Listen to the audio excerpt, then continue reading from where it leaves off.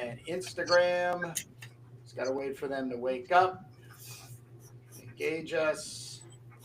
Because Jake and I have an action-packed episode today. episode. So YouTube just woke up and Instagram. Good morning, Jake.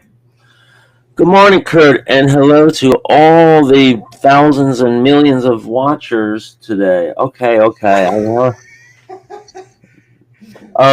15 people. Right. So, yes, this is the making of Turbo Pit Fighter, and you might be wondering why you don't see Turbo. Here's Turbo.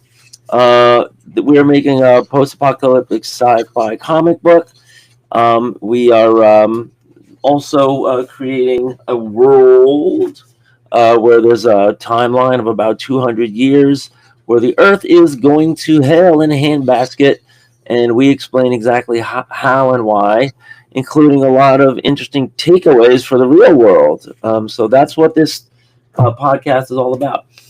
I am supposed to be working on the roughs for page 23 because I just finished the blue line pencils for page 24. I finished the blue line pencils from last week. So what I should be doing right now is just penciling this black line and get another page in the works. But I couldn't help it. I had to go to the next page, and I started laying out the mushroom cloud where Turbo's going to be gliding away after being flung off the catapult. And everybody in the orphanage is completely vaporized. So I laid out the whole top half of that page already. It's kind of sad to see the orphanage go, Kurt, because it was run by a bunch of, well, it was a brothel that they used to make money to take care of the kids in this post-apocalyptic landscape. But we have to make it so that the orphanage wasn't around that long. Just since the takeover of the geographical thinning, or when they start just mass depopulation, and we have to work out the exact years. But Turbo was like 8 or 10 when they blew her family apart. Then she comes to yeah. Real quick, just a thought, a reminder actually. So the orphanage run by the nuns were previous prostitutes in the brothel, and then there's a conversion, or did I forget a piece there? Yeah, that's what we need to explain. We know that Turbo is around the age 15 or 16, and we know that she was taken in when she was 8 or 10 by Sister Ray and the others, but we haven't scripted or flashed back to anything else about that. So we need to invent it. All we know is that they're warrior nuns who, they had a lot of firepower, but they saw the writing on the wall and they said, we got to blow this place sky high, so that the enemy doesn't take it and that they also don't desecrate it. They feel good about their mission, and there's a little bit of really interesting dialogue here that we put in as Sister Ray is going like suicidal here. She'll say here, we built a home for the children. We gave of our blood, our faith, our hard labor. Emptied into the basin 55 chrysanium isotopes, stable if stored within 3mm casings of lead, tungsten, titanium, steel, and carbon fiber. If you introduce 10 grams of tritium and 10 grams more of lithium into close proximity, it becomes unstable. Ray is counting on you, Turbo. Hold on tight. Look for the tallest trees. What about you, Sharon? Will you get away? I'm going to the mountaintop, sister. We gave our souls, our bodies, our tears to save the innocent. That's kind of repetitive. I might fix that. Stop her. Break the line. Hear me, sisters. We now complete our sacred mission of mercy, of love. This house shall not be desecrated. We shall be bathed clean. All now meet salvation in God's radiant fire. Swat. And then next page. Ba-boom. but not before Turbo is swinged on the catapult and in a glider suit. So, I love the concept of these prostitutes becoming nuns. But I think the other thing that keeps triggering my creative impulse and the depth of that is like, you have Elevena, you have all of these powerful women that are, or let's say strong women, like vigilant women, but like the concept of the religion that the nuns sort of worship within, it's not like a total like Catholicism type of thing. It becomes this amalgamation of maybe like Elevena and you know what I mean, all these components that everybody's dealing with now in the post-apocalyptic setting. Yeah, well, Elevena is kind of like a folk hero. She's in prison.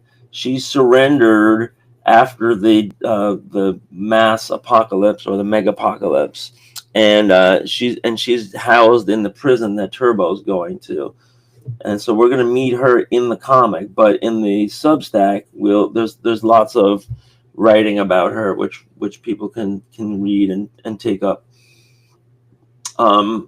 So it's an interesting thing. I'd like to maybe flash back, maybe in a separate 6-pager or something, to the exploits of the nuns. They set up an orphanage, but they also fight, and they also are a brothel. Well, the value of the flashback, you know what I mean, like having these like little just like, even if it was 3 panels flashing back at some point where some character is remembering the nuns, whether it is Turbo, but it could be a character that like Mr. Ike, like he could have some kind of like he visits the brothel. I was trying to put it a little less like, skeezy, but it is Mr. Ike. Right. Like I love, once again, I've got to punch up on the Doom mags right now. We have the Quantum Druids just started. So we've got 5 weeks, of post-coming installments for the end of the world. And, Jake's writing is super complex. I think once you first get in, let's say first reading it, but then what happens is when you have other previous material that you've been exposed to, you can start seeing the puzzle pieces fitting and then the possibilities. So once again, got to push everybody over to doommags.substack.com because there's some we're giving it away free.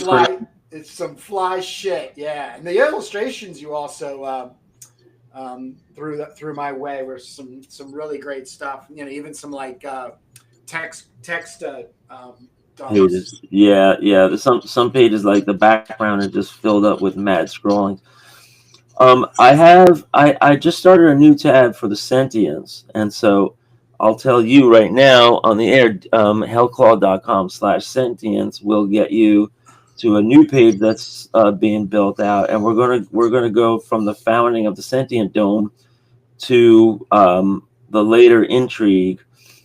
Sentience is gonna be very interesting. I should find like a sci-fi book writer to like hire or collab with or something, because like the real interest is going to be the idea of longevity, which is coming. Everybody says, all the doctors, medical says, people are going to be living longer and with better quality of life. The concept of super agers. But my story is like takes that on like a couple levels more exaggerated, where there's a combination of body parts and mechanical parts left, and as long as the brain is still working, the consciousness and the memory is still there, then it doesn't matter what the organs look like. They could be in a jar, they could be hooked up to wires, and everyone's going to be walking around. So they're going to found this sentient dome. There's going to be 4 scientists that all reach these like critical scientific breakthroughs on reversing aging or slowing aging or preserving, human life. And then the question is, well, who deserves to live longer? So this is where it gets really political and social, and the answer to the question is going to be, a mix of the most deserving experts and scientists who we have to keep alive because they have the keys to these scientific breakthroughs and formulas, and the empty-headed heirs of the richest people in the world. And they're going to be living together under the sentient dome, and there's going to be political divides and allegiances. Obviously the Dehubertons are going to control the sentient dome, but it'll be a place of neutrality, and there'll be like some basic order that's been set in motion and grandfathered in, so that and the 4 founders are still alive because they're the first example of longevity. And so when there's just, I won't get into it here, but if you read the Substack, there's going to be very, very cool stuff about the sentience, and I have a lot of cool ideas, but it doesn't seem like it's comic book stuff. It seems like it's more for the writing. Right. Well, it's also the history. I mean, that's the one thing that sticks out in my mind when I'm writing a story or coming into a story is that I can't find the interview. There's an interview with Quentin Tarantino. It was right around the time that they were releasing Once Upon a Time in America. And supposedly he had 1,000 pages of backstory he wrote. Right. It had nothing to do with the script. It was just 1,000 pages. And it was like blocks of like 200 to 300 for each of the characters. Obviously, DiCaprio's character was probably the bulk of it. I think. Yeah. Anyhow, like this interview is like an hour long, if I can remember it. And Tarantino talks about how he has to know it's not only about the character themselves, it's about what happens around the character and how that character and other characters. So that depth. So not to try to equate you to a Quentin Tarantino, but I can't stop thinking about, because I have a couple of stories, like literally 2 right now I'm working on. And that's all I'm working on is just the world, like, and how the characters react to them and their reactions to that world. So it is a part of the comic book, like it is a part of the movie, like that type of thing. Yeah, the idea is when they come, you can't really help it. You just gotta like go with the flow. It just kind of like gushes in, and you kind of like jot it all down and document, and then sometimes you get to like a crossroads where you have to make a decision, or else you have to figure out like, well, how do we get this from here to here, and the story Denny O'Neil called them story devices, but yeah, I mean, all good writing, you live it, you feel it, right? You're imagining these things. Yeah. You're alive in your head, at least for a while. And then you want to, I mean, that's why we do fiction. That's why we do all this, because you want to give somebody, it's escapism. You want to give somebody a feeling, for even just a split second that, oh, something's real. Like I forgot about that. This is just words on a page. And, for a minute I got, sucked into the story. So if you can do that, and then, sometimes you get little endorphin hits. Well, oh, that's a funny line, or that's an interesting concept, or wow, I didn't see that coming. And that's what I love. Writing is one of the greatest art forms. It's amazing that we have alphabets and characters, and we could just put them in a certain sequence and print it out on a piece of paper, and then you can get millions of dollars potentially. You can just get the right sequence of characters on a page, You can get, millions of dollars. J.K. Rowling is worth hundreds of millions of dollars. So, and she's not the only one. But, for everybody else that's out there, write your stories. Like, you never know. Sometimes something clicks. Hold on to it for another day. Collab with some people. Anything could happen. Hey, can I talk about my recent experiences with these fantastic Sharpie markers you turned me on to? Yes, and I have something to say to that. But you did start us out, and you got your markers. You unboxed So it, and then what happened? I always talk about like how important life drawing is to me. I know how to draw the figure very, very well. It's basically my favorite thing to do. But what I go to figure drawing, I like drawing sessions for is to experiment. So professionally, I'm working on stuff, and I think in the back of my head, oh, what if I do this or what if I do that? Now that being a turn in the professional work that I'm doing can alter it and also cause more time. So the experimentation I do is in a majority of playing with the figure in real time, so I can kind of double down. I just have to say, I have been looking for this marker for years because none of them, just so everybody knows and understands, this is just like you can hear it. This is just It's like not any kind about of that. paint pen, but this brush, okay, is like a loaded brush. You Right. like you don't have to go to it holds. Let me grab like Slippery. a little. So It holds.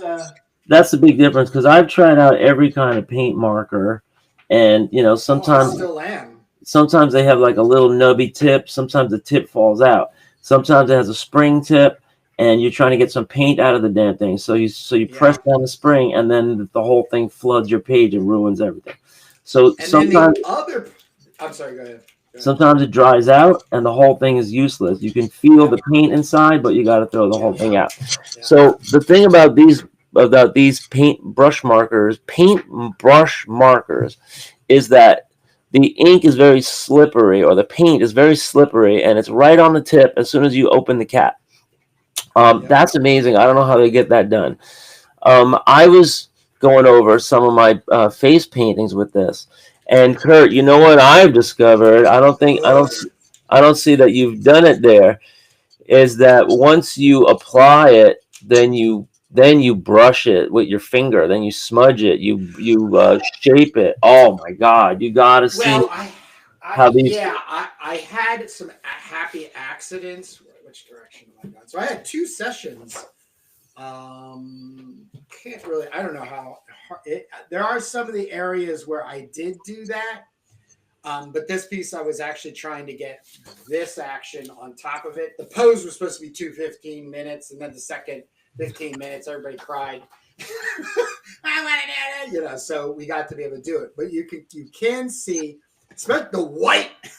Let me just say, there is a white paint Right. marker No, the that white does is exactly what I needed to do, which is blend, but like it just takes it down where you can still see the marks below it. I'm telling you, man, so this is folks. These are called Sharpie. What are they called again? Sharpie Creative. creative. Yeah, Sharpie Sharpie Creative creative markers. markers. I got mine. I got a set of 12 on Amazon for $17.99 free shipping because I I have paid 19.99, and I thought that was good because these things yeah. are these. There is another company that I'm going to get a hold of theirs, and I'm going to see what the quality is. But yeah, the best one was for me. Oh yeah, I did this one. This was Ooh, look at that. I think this was a double 20 minutes. So I had 20 minutes on this alone. You can also see where I start bringing in the black to outline. It's just, oh God, I can't. I cannot wait to So, start experimenting because the cat out of the bag is I want to start incorporating color into my work, but still print it black and white originally, and then later down the road release a artist edition book of all the colored pages. So that's one of the things I've been playing around with, because I still love black and white comics. It's just the funniest part is I do see color in, like, you know, in this, I don't see this as a complete color rendering, but as I'm working on it, I think, like, you know, atypical blue skies, green grass, you know, the that kind of thing. But then at the same time, I think, well, value wise, what if I did this all like pink, hot pink? When it goes black and white, you know, what does it look like? You talk Now, about in the past, it's always been like, well, don't do it in color because you can't print in color because that costs 3 times as much. But now I'm starting to think like, well, no, let me just keep experimenting and expressing myself through all the mediums that I have applicable to in the response to my own self, print it in black and white, and then release an artist edition color. So. And what's that for? You're talking about the Kromita 2-pager or something else? I'm just using it as reference. I'm not saying, like I said, like, I think, what would this look like with another value of that hot pink in there? Right. Yeah. Well, I have some robot super chicks that, like, on some posters that I did with multicolor lighting. You know, just to finish up on these Sharpie markers, the thing that you find you're limited on is the color selection, and you have a pretty nice palette here, but you know, this is a wide palette; it's all over the place. So you know, when you're really going with these like bright turquoises and you know and everything, you're kind of limited. You got to watch out. What I said about the smudging, it doesn't apply to the black. The black is different. You know, this is like really a hard black, and if you start smudging it, it doesn't give you gradients. It just gives you smears of black. These other ones, you know, you just lay a little bit down here, and then before it dries real quick, you just pull it, you know, and you know that goes with a lot of markers. You know, you could also do that with a lot of watercolor marker too, and get different effects. But the great thing about these markers, obviously, is that they're paint. So paint covers paint. And you get an opacity that you don't get with a lot of water-based markers where they're all translucent. That's like one of my favorite parts, because here you can see in my little sample here, just this red and blue. I mean, it's just it's phenomenal. Phenomenal. So thank you. Yeah, and you know, and it took a while to find something like this, but you know, I also buy all these like highlighter sets, these pastel highlighter sets, because you never get enough light colors, you know, when you're buying stuff. And you know, this is really only good for paper, these highlighters. But I bought a highlighter set that had like 50 markers in it, and you know, that's what I want, all light colors, every conceivable possible shade of light colors, right? So that you can, because when you're doing what we do, you don't, I mean, you know, the idea of picking up brown and coloring something in, or you know, green or blue for that matter, and just coloring something in, it's really strong.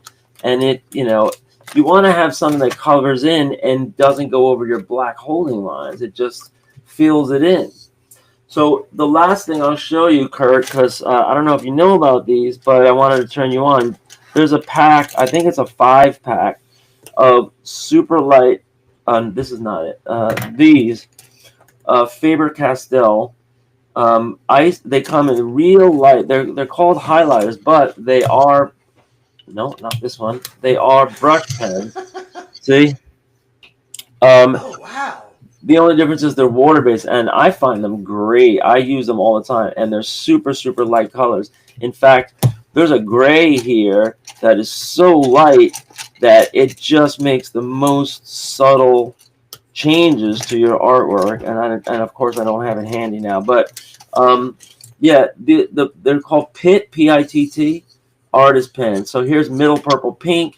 Here's ice blue, 148. This, you know, this is like a series of like hundreds. 146. I got the sky blue, 148. I got the ice blue again, and I carry these around whenever I'm doing my Pearl White Malady pages, because once you have your black inks all done, you just go over it. You just go right over it with this, and it just fills everything in. It's beautiful. So the difference with that is that they're translucent, right? And as opposed to these paint pens. See, when I'm going over this right now, it doesn't. It's like using the darken only tool in Photoshop when you limit the brush tool, and it says, oh, darken only. It won't lighten anything. So the paint markers here, they just go over shit, right? So you just, light, dark, whatever. You're just making, an opaque line on top. But yeah, I wanted people to be aware. You got to work fast if you're trying to do the smudgy stuff. But if you lay on, like here, I'll like lay on a big blob, right? Then you could really pull it. And then, of course, it also depends on the paper that you're using too. This isn't the greatest paper right here, but I was doing this on railroad board, and I was just like, for anybody that paints, go over your paintings with these, and you will have the thinnest, points all the way up to this variable, stroke that you can use, and to top it all off, you can smudge it. So that's all I wanted to say. Thank you. Yeah, these are good. And where did you ever see the full set? Because I got to look into that. Is that just online? Amazon. Yeah, Amazon has the full set. How many are in the full set? I think it's 32. Nice. And so, yeah, I got to see what the colors are like for that. But yeah, this is a real score. And I would say to folks, anticipate the price going up, because they're going to have a hit on their hands, and they're going to probably make it $29.99 for a pack. I could see that happening. Get them while you can. Maybe I'm going to get the 32 pack and just kind of bank it. But let's put it this way. I do these big faces, and I just love just like combining all these colors in the hair. And so those markers are great when I'm doing the big ones, because I'm using real paint and real brushes for that. All right, should we see what I've been sketching? Yeah. All right. And the thing I love about Kurt is, like, send me a photo of it, even if it's not finished, because we can use it on the Substack just kind of as like a, work in progress. But I've also been getting a little bit closer on finishing some stuff, although not on this pad. More on this pad. This is a great pad for people to buy. I get these in bulk. Well, this is one. The Blick 12x18, 80-pound paper is pretty good, but this is really cheap and economical. This is the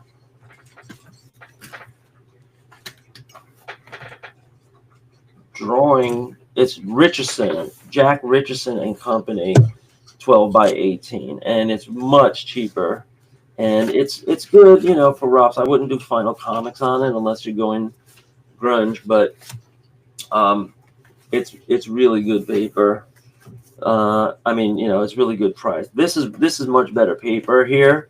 The Blick is they're an art supply store in the city, and now they're online as like catalog wholesalers and all that. All right, so here I have a picture of Elevena, and she's got some tools here that she can use to like filter particles, like quantum particles go through these filters here. This little handheld tool is a centrifuge that spins around, and there's like little particles in these chambers, and once they start spinning, you get different properties, and this is how Elevena is able to manipulate matter and energy. This is that sample I did with the markers before. I added a little bit of shading. This is nothing special. Here is a woman being assaulted by a bad guy. You got to finish that. Here, so I'm creating this hell claw design, and I added this mask. There's like this metal mask that's going to be handed down through the generations. And it's going to be handed down so many different generations that I was even thinking about bringing it back to a Crom sketch that I did, or a version of it.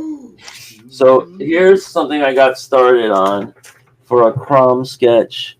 You got Crom here, and then you have the sorceress here, and she's going to have the Hellclaw, which is a fiery hand that I'm just kind of, I don't know if you can see it in the blue line, but I was thinking about having Crom.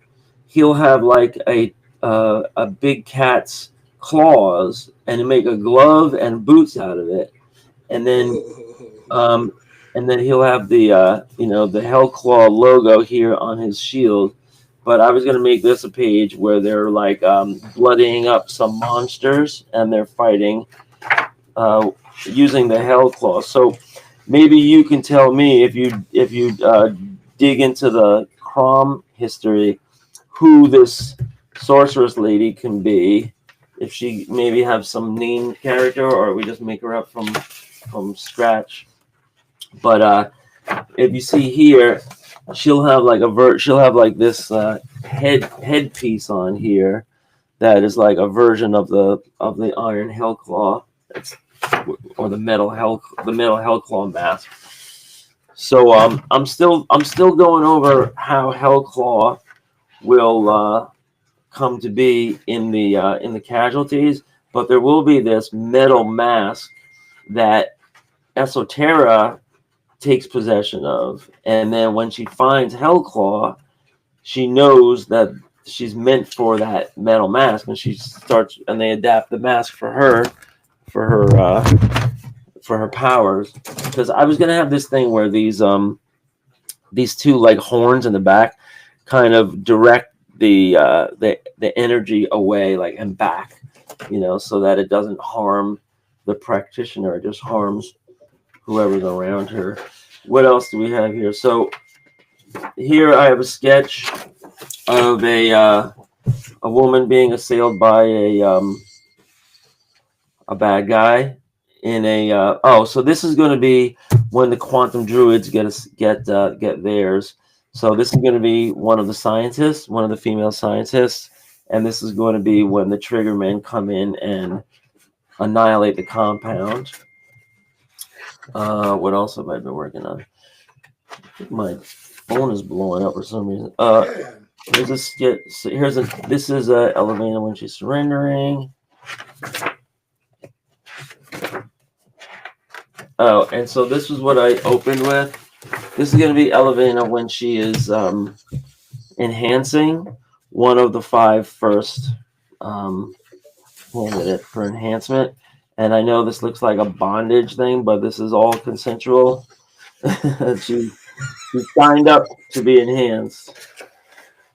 This is going to be a drawing of Esoterra being like taken home in a flying glider by Kromita.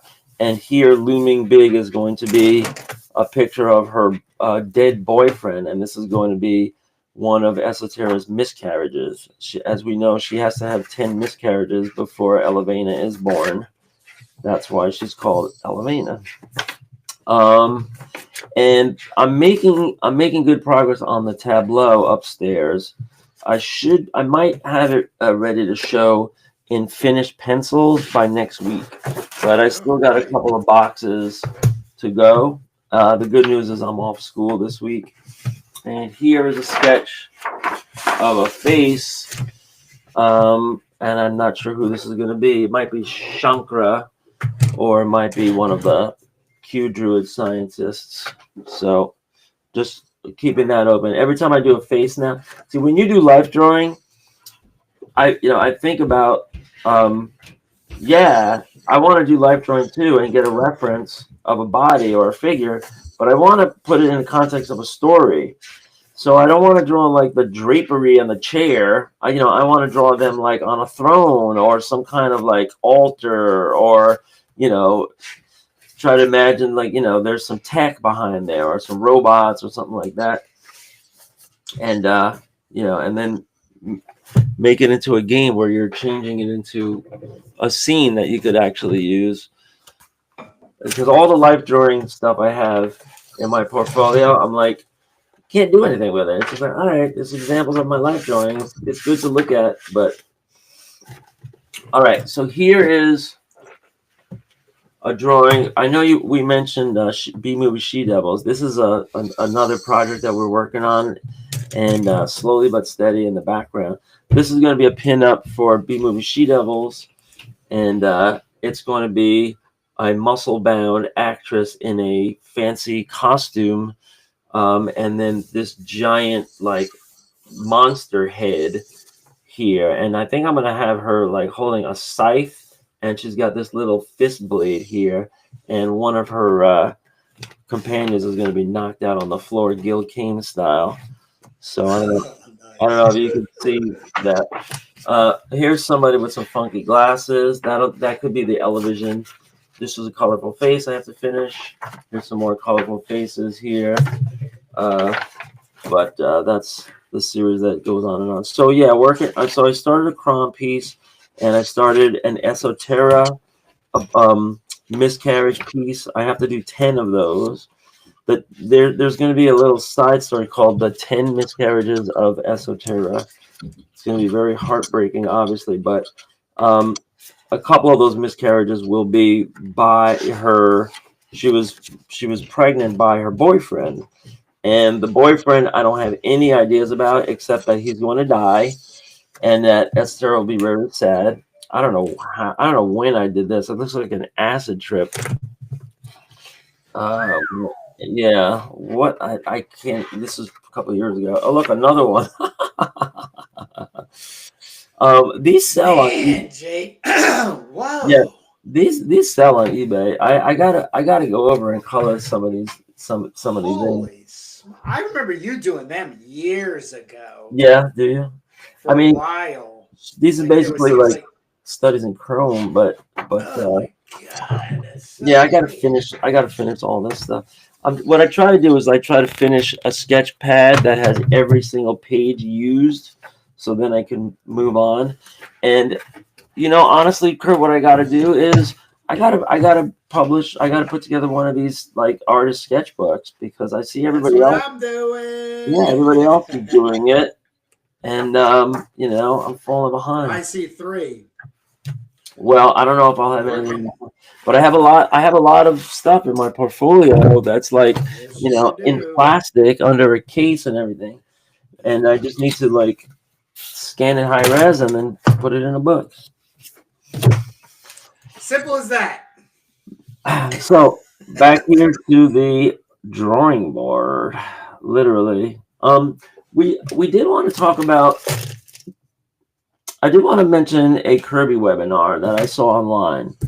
That there's these like Kirby museums, and there's like Kirby collector groups, and there's like this real like historic kind of archives going on. They have like uncovered the rough sketch, when he was designing this character or that character. Well, I'm here to report that those things are freaking incredible, and that people should be watching those. I don't know how many they are, but if you look up Kirby webinar on YouTube, there's this guy, and sorry if I forget his name. He sits there and just expounds on the history, but it's a slideshow, and he's just showing you all the pictures, and it's like, this should be college level studying for anybody in comics in the game to see what Kirby was up to. The one I saw, and they're called webinars because they're like 6 hours long. Well, were they previously like live? Like, was it? Yeah, I guess he's saying, hey, join me on Thursday night, and then it just like we're live right now. It just goes into. Yeah, I'm watching the replay. I imagine it was live and it was a marathon and everything. I mean, I think I saw one that was 9 hours and there was 2 guys, but the one I had on for in the background, and I kept coming back to it. I watched a little bit of it, then I opened it up later. it was talking about Kirby's Four Worlds when he goes to DC in 1970, and it talks about kind of like the politics of it and the backstory, and how he got this great green light by Carmine Infantino to just do whatever his heart desired, and that's when he created the New Gods, and he created Mr. Miracle was like the fourth one. It was the Forever People, the New Gods, and Mr. Miracle. And I think I think when he first gets to DC, he starts on the lowest rated book in their catalog, which was Jimmy Olsen, Superman's pal. Mm. So it's Is that just your phone, Jake? Is that yeah. your phone, or is There's that? It's a, there's a lot of family stuff going on because my daughter has to be driven to the airport right now.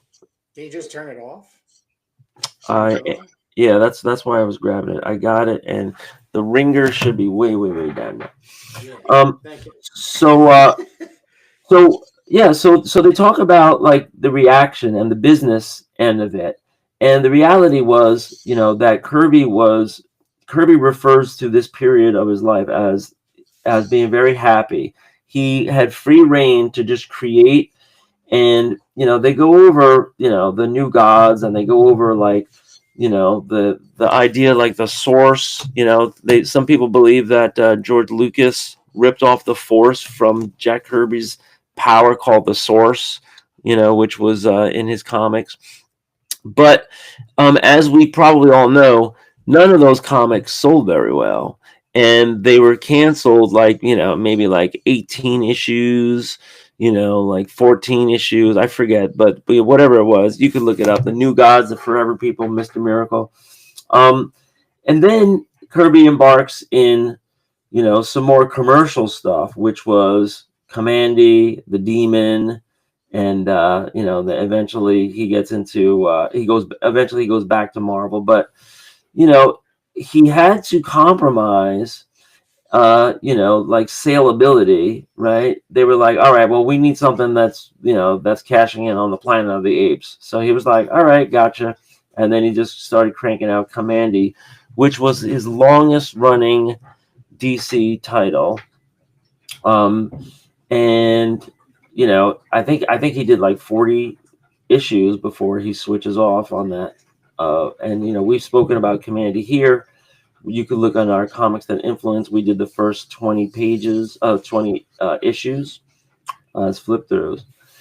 But yeah, it really gets into Kirby's head and how he was a student of mythology, how he designed these worlds, who he was using as inkers, that was not showing off his best work. Vince Coletta.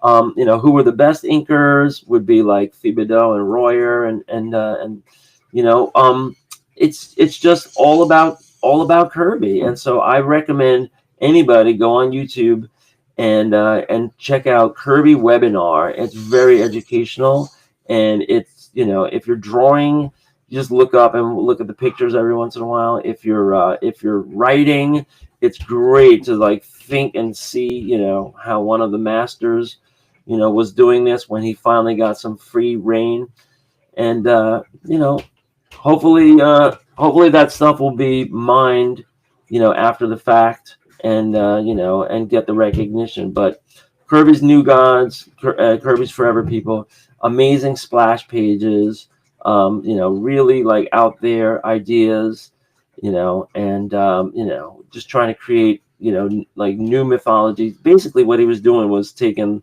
the Thor property and the Asgard thing and just reinventing it under new names and everything, and trying to attach all this importance to it, like this is Apocalypse, and this is Big Barda, and these are all these characters. So they haven't gone away, but it's not like when Kirby created Captain America, when Kirby created the Avengers, when Kirby helped create Hulk, Spider-Man, Iron Man, all those characters. It's just like it was all just much more commercially successful than Marvel. That's just the bottom line. But You think he was completely identified as a Marvel artist and writer, that the DC fan base rejected him? Um, I think anybody that was a Kirby fan was going over to DC and getting his stuff. It's just that at the time, Kirby's style was becoming pop art, and we kept looking for comic art. And everybody was used to, his style, at his height of like realism, and storytelling with the Fantastic Four and, Thor, and, everything was a lot more representational. By 1970 he was in this like fast mode, and the fast mode made it the Kirby art style that we know and love now. But at the time, I was the first one to admit, I was guilty of saying, I don't like what he's doing now. He's just cranking out this stuff in this fast style with these big, pens, and you could tell he's just doing it real quick and everything. And I wasn't into it at the time. I was into, Gil Kane, Neil Adams, Romita, Boshima. I was into these other guys, But now you go back and say, well, Kirby was creating a new form of art. He was not doing house style comics anymore, in the house style of Marvel, DC, Charlton, whatever. He had worked for all the companies, and he was just doing his fast storytelling style where his natural inclinations come out, and his natural inclinations were like, screw realism, I'm going to put the Kirby touch on this. And it's more about the storytelling, and it's more about pop art, because I mean, imagine if you're one of these comic book artists, and then you see Andy Warhol and Roy Lichtenstein taking a little panel, a throwaway panel from one of your comics, and then you see it hanging in the gallery, and you see it selling for like $1 million or $4 million, and it's on the cover of the art magazines, and it's like, oh my God. And all they did was just reproduce a panel that you drew of like a plane crashing or a dog or something, and call it pop art.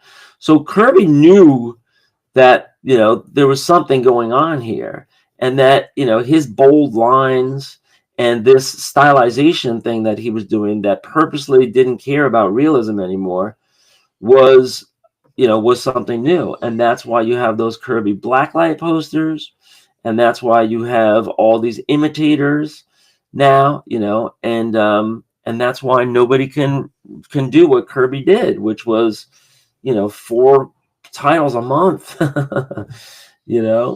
So that's why I think Kirby is really, really important, and I love Jack Kirby. I might not draw like Jack Kirby, but I really admire everything he did. And the other thing is that there's this real messy war going on.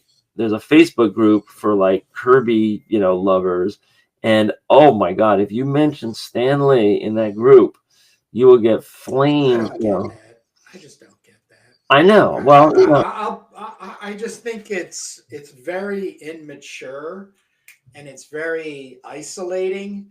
History's history, people. Don't apply any emotion in the way of like right and wrong. It's just history. And all that you were just saying, especially with the Roy Lichtenstein or the pop art and it being sold for it, that's a different business model. It has nothing to do with comic books. Yes, they appropriated an image panel, Lichtenstein did, and then basically changed it to fit, a 5x6 or whatever piece of canvas that goes in and sells through, Leo Castelli's gallery. Yeah. So it's a different business model, and I don't believe Jack was per se connecting his own art and process to it. But I always question, and this is where I do defend Stan Lee, is Stan Lee is all business. That's how Kirby got where he got to. You still need something out there in order to facilitate the art. We have an interview with Jeff Moss that'll go up tomorrow, Monday, and he, in response to I think our last question, I think it was like the future of comics or something. Anyhow, he was very quick to say, like, art for art's sake doesn't bring money in. Just making up stuff doesn't bring money in. But when you are meeting market interest, which you also have to admit, comic books had a very multifaceted point of view constantly, and it was shifting because it was calibrating to cartoons and movies and the such. So I don't want to get into a big rant, but you can hate somebody in history, and there's probably a long arm list of people you can hate, but don't dismiss or try to dismiss them as an element in how something came about. Learn to appreciate the elemental cost one applied themselves to an industry, comics. Well, to me, history is a story that we get after the fact, and you have claims from different camps. It's a famous thing. Who invented what between Kirby and Lee. It ends up being very, very valuable $1 million properties, and it took a while for Kirby to get his settlement. He wasn't alive, actually. His family got the settlement when Kirby got his due. And he lived under a lot of frustration, not only in the comic world where the guy invented Captain America as work for hire, right? So he might have got like $30 or $100, and then Marvel was exploiting it with different artists and everything, and he couldn't even work on it anymore. So people need to know the context. When Kirby brought Captain America back from the ice in Avengers number like 3 or 5 or whatever, it was a big deal. They allowed him to revive his own character, and he had an incredible run doing Captain America and the Falcon, Captain America, and that was his baby. He was allowed to do it again. It's too you're I'm sorry, but you're applying too much of like now or modern or contemporary viewpoint on something, and I can't go along with it. I'm not trying to dismiss you, Jake, but as you're going on about this, I don't follow you. You know what I mean? I'm not in he was allowed to. I always fall back to the rationale that a publisher has to turn out books in the 70s, let's say, in order to keep the lights on and people paid. That's all I keep doing. It has, to them, the publishers, it had, like Martin Goodman, it had nothing to do with the art. It had nothing to do with the story. It had to do with what sold and paid the bills. That's all that interested him. And so to apply an aesthetic point of view nowadays that is so crystal clear and sanitized, and this is just me being a little on caffeine and hyperbolic, but it's just too hysterical. Like it's too not. It's not feeding a positive into why somebody should be as creative, let's say, as Kirby. You flip it on the back. This is all I'll end here. You flip it on the back. There was 2 things that Kirby had to those 2 things I want to speak to. One was he had a family to feed, and he was the sole provider. He had no time per se. If he was on the phone for 3 hours a day with Stan Lee trying to get what he diligently needed, those were 2 page rates that he did not collect in a check. The second thing that absolutely does kill me when I think of Jack Kirby in the 70s, let's say, and I don't know, I could be completely wrong. I have no knowledge base other than listening to you and some podcasts. Management. If he had proper management. Okay. And the manager said, hey, Jack, I can take you over here. You could do what you want to do, but they want X and Y with it. What do you say? Jack would go, okay. You know what I mean? Yeah, but to sit here in 2025 and say, oh, Jack should have, I think is ridiculous. I think it goes along the side with people who say, oh, Stan Lee's evil. No, Stan Lee was necessary for you to have Jack Kirby. There's no apology for it. Well, we don't know what happened in their private, dealings, but we know that, there's a lot of he says, she says, and blatant claims and all that. And both sides are, I mean, everybody thinks that they're great. And the other guys, are, a clown. So, that I'm just observing it all, taking it all in. I don't pick sides against Stanley. I think, Stanley has some incredible contributions. And Martin Goodman too, as the guy was literally you're a big fan of Martin. Well, Goodman. He literally people go back to some of our earliest videos. Well, that book you had, I mean, good Lord. There was some great shit you were spewing. The secret behind Marvel. Yeah. And Martin Goodman, he was literally a criminal. He was scamming stuff. He was reprinting stuff and passing it off as new. He had been fined. He had to keep closing companies down. He had shell games going on. Yeah, but he was a New York businessman. I mean, the one thing nobody has ever accounted for is why did Marvel, go so gangbusters, right? There was just some magic here between Stan and Jack in the early days. You got Avengers, X-Men, all, coming out, Iron Man, Hulk, Spider-Man, Thor. That's it. I mean, it was just a magic run. And it'll be studied forever. But while we're still here, where some of the people were still alive, and the witnesses and everything, they're getting all their statements. There was court cases, there was everything.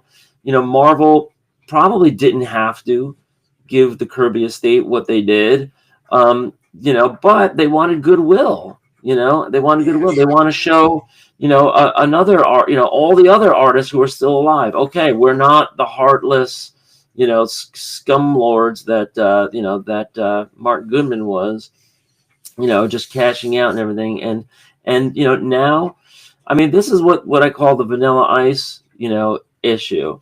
Ice Baby. So that guy used a bunch of samples in his hit songs, and the stuff was being played on the radio. And then they asked him, "Wait, you didn't clear the publishing on that?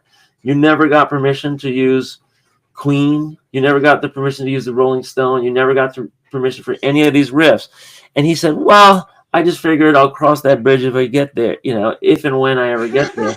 It's like, well, now you're here. And that's why the guy was being hung out a balcony, by his feet, because, that was Suge Knight. That was Suge Knight wanting his royalties. Right. But that's the kind of business guy he was, to your point, Suge Knight or Vanilla Ice? Vanilla Ice. He was the kind of business guy. He didn't think about tomorrow. I'll think about it now. Next, and then he's getting shaken down by Suge Knight. He signed the document according to legend, and handed everything over. So, what could have been? But the point is, like, there's going to be a million different deals that people make on a cocktail napkin or a handshake or a verbal, and none of it means anything unless it finally, unless there's some money to fight over. And if there's the money to fight over, then you have good problems, right? Oh, good, let's fight over this money. You know what, Kurt? I would love to be fighting over tons and tons of money with you one day. I honestly would. But you don't even get to that bridge, until you actually, see some money. And sometimes it might not even be. The reason it would come about, I've actually thought about it. I've actually thought, like, God, what if Jake and I got into some kind of, like, disagreement just based on what level of, let's say, popularity him and I end up in by lazily every Sunday getting together and putting a comic book over a 10-year period of time. And I'll just say it as factual as this. If your attorney sent anything to my attorney, I would tell my attorney this, and this hopefully will come out in the court, is there's a thing called discovery. Right. And you would have to agree to the discovery that you and your attorney would spend, I guess it would be by this time 50 times, let's say just 10, right? 500 hours of time you would have to pay your attorney to go through the discovery. Right. Because the legal implication would all be here in the videos. Right. We have agreed that we are 50-50 responsible for all that happens with Turbo Pit Fighter and the channel YouTube. And that's all that exists right now on the 16th of February, 2025. But when there's, all these other things that could end up being in there, the only reason why we would end up suing each other is over the misunderstanding of who owns more than 50% of Turbo Pit Fighter. And you could be actually that guy because, you did have a lot more going on with Turbo than I did in the beginning, and I'll be totally honest about it. But when we made the decision to jump forward, I was the one that said, well, let's do that Turbo comic that I never got to ink. And you went, okay. So off running we go. But then there becomes this whole mythological thing, 10 years in the running, let's say, that convolutes just what I just said. In other words, we're just two guys lazily every Sunday morning getting together to make a comic book. Right. And then it becomes, what? Jake wants 75% of the royalties for the movie because he's claiming all the writing, and that gives him what? You know what I mean? Right. You know what I mean? Like, that's how it would come down to. So that's, I love you as much as like that, it would just have to be a phone call or maybe we do it on an episode where it's like, all right, well, let's be clear and honest about it. You know what I mean? Like, let's go for it. That's the thing where, I mean, you have plenty of examples in history of this happening in real life. I mean, because, everything that we know and we follow in mass media, mass culture means that it hit the big time. That's why we know about it, right? It's a household name. It's a household name. But but there are lawyers that step in, and then there's Grimer worm tongues out there, saying go for more. You have to ask for more. Even if it's not fair. I mean, look at George Harrison. The freaking guy got sued for My Sweet Lord. They said that. Oh no, that's He's So Fine. I was like, well, there's 3 notes in a row. There's a lot of examples of 3 notes in a row. And they were like, yeah, but that's the Beatles. We want money. Yes, exactly. Yeah, exactly. That's Beatle money. So he paid, right? And some people say, oh, he never should have paid that. But some people say, well, and then, you got, I mean, I just saw the Led Zeppelin IMAX. Oh, I want to see that. Yeah. And, it's really, really, if you're a fan of Zeppelin, you got to see it. It's really good. Jimmy Page and Led Zeppelin. So they're playing a whole bunch of old blues numbers. And sometimes, they just, it's the name of the song, and it's Lightning Hopkins or Willie Dixon. And they just, say, all right, this is a cover. Sometimes it's not that clear. And it's like, oh, it's like, a modification. And so there was, there were these black blues artists on Chess Records that were going after, Led Zeppelin for decades. And they had one of the, most, greedy managers in history, Peter Grant, which you can see all about in the documentary. But, Jimmy Page was like, well, no, these guys are my heroes. Like $100,000, just give them the money. Like, what are you? Exactly.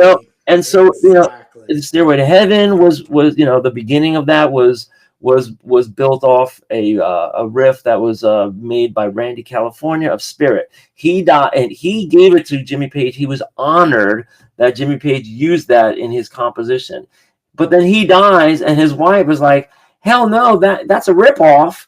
And and if there's any agreement, there's nothing in writing. It was just a handshake, and that doesn't hold up. She's been fighting this guy forever, and so and somebody like Zeppelin, all right, they've got made hundreds of millions of dollars. They can afford to peel off, and make a settlement that everybody's happy, right?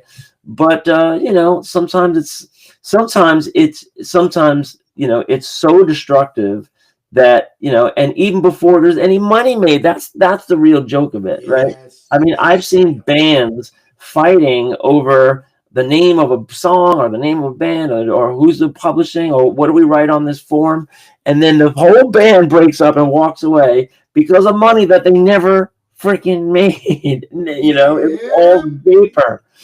And so that's why I say, like, there's no, cross that bridge when you get there, and then hopefully you're just dealing with forthright people that have a degree of trust and a degree of of comradeship that would last the test of time, because there are plenty of twists and turns.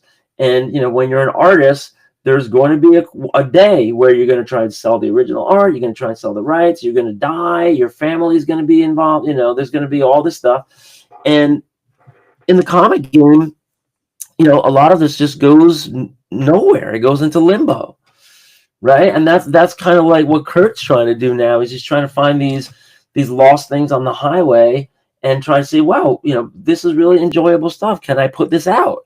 Is this possible to do? Can I get permission? Or is this like an abandoned work? There's all these questions. And you could be, without ever picking up a pencil, you could be a curator nowadays and just go find abandoned stuff and put it out again for a new generation. If you have a good eye and you have a good sense of what what could sell and what people want. And but what happens to all this music? What happens to all this art? What happens to all this writing? There, how many paperbacks there are that are out of print, nobody cares, no one ever heard about it, and then one day some entrepreneurial guy picks it up at a for a dime at a bookstore, reads it, says, wow, this is great, I want to put this out again, but the author is dead and he had no family. So what do? Put it out and see, right? Then worst comes to worst, you say, oh, you made so much profit, you have to give some of it up. Well, what if I put out like $20,000 out of my own pocket? Can I get that back?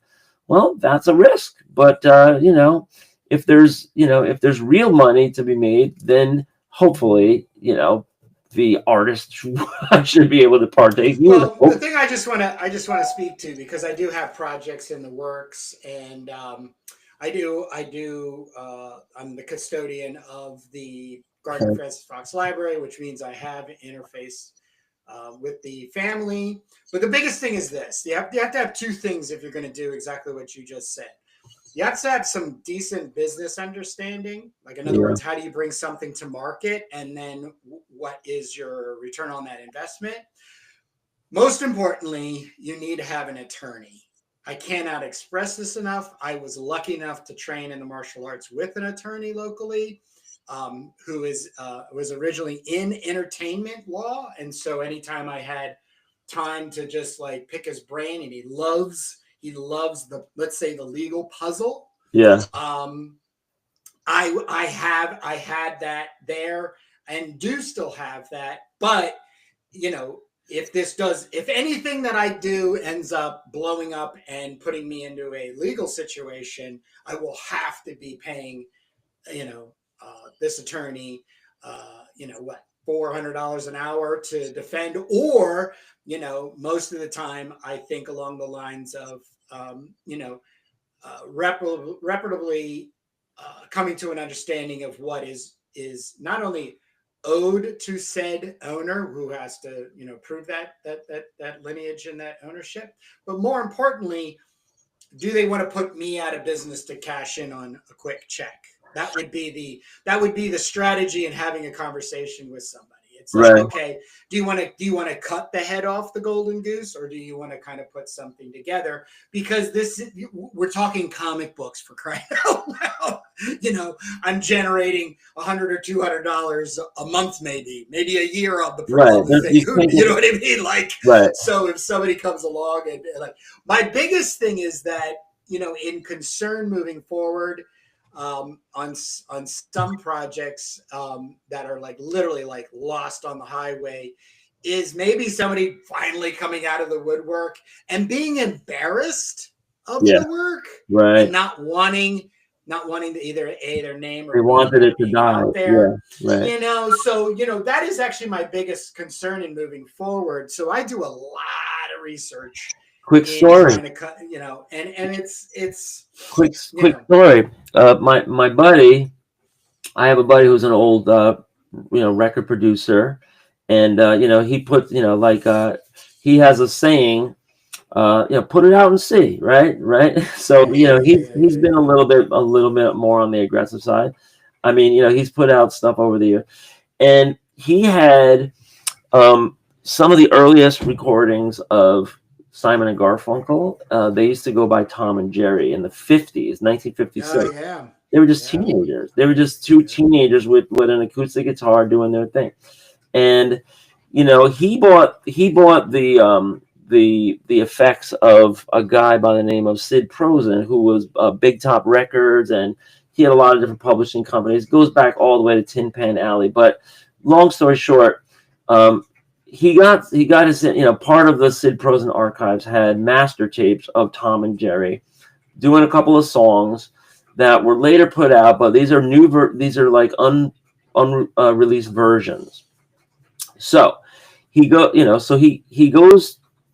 gets an appointment. He goes to the offices of Paul Simon, and he says, I want to put these out. I got these master recordings, and I think they're a great historical, it shows the progress. It shows where you were at that time and everything.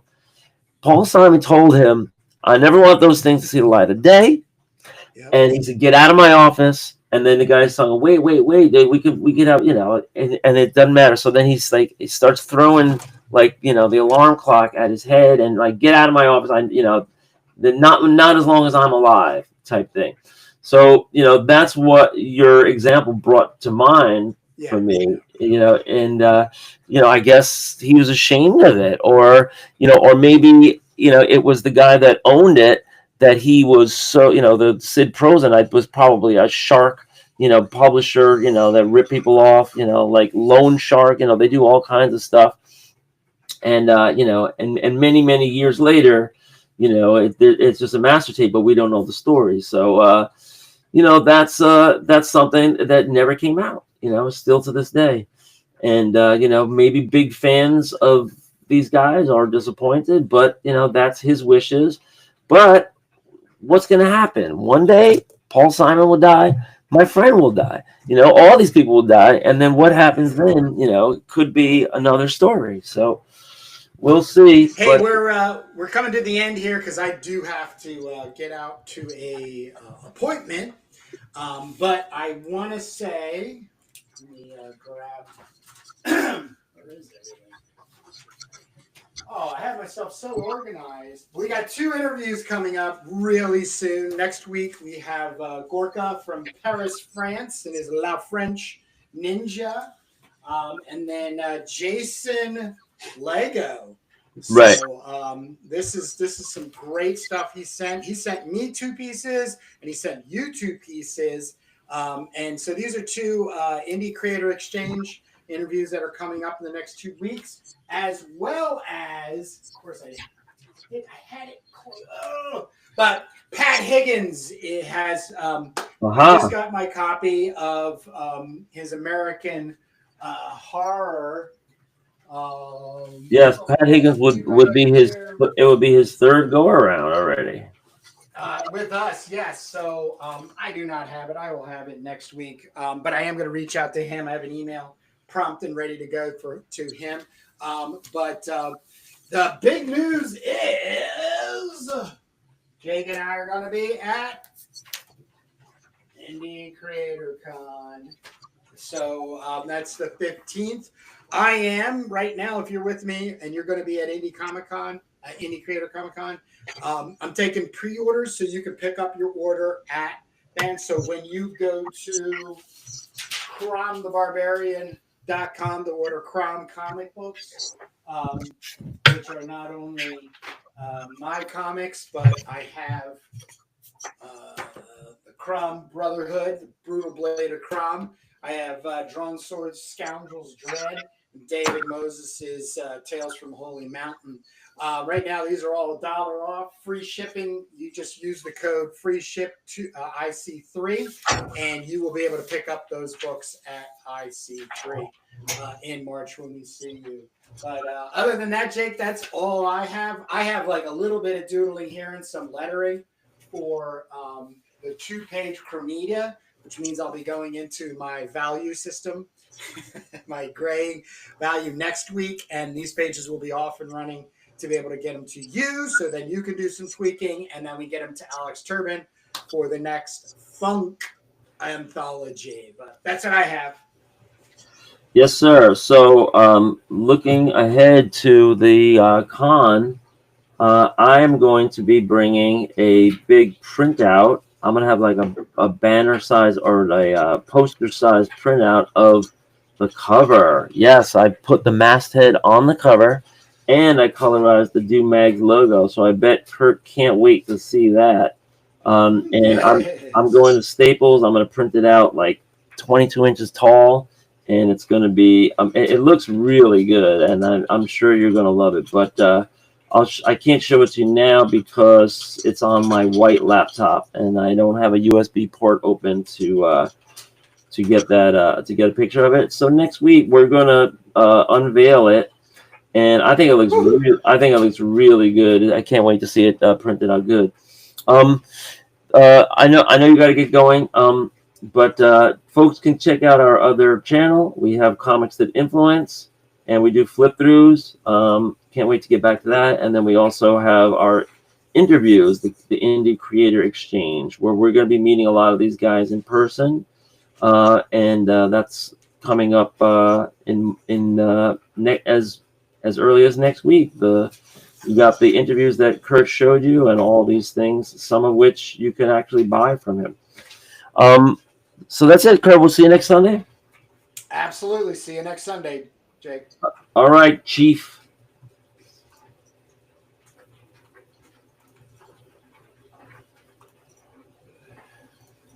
Dude, we had 44 people come through.